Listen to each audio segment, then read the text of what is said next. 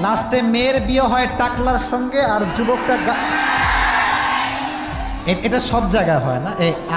আগেই পাগল হয়ে যেও না, সব জায়গায় এটা হয় না।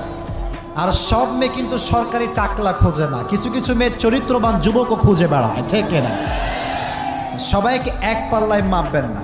এজন্য জীবনে সফল হতে চাইলে আবেগ এবং মায়ায় পা দেওয়া যাবে। আর তোমাদের যে বয়স 18, 16, 19, 20, at this age you are very emotional, খুব আবেগী তোমরা।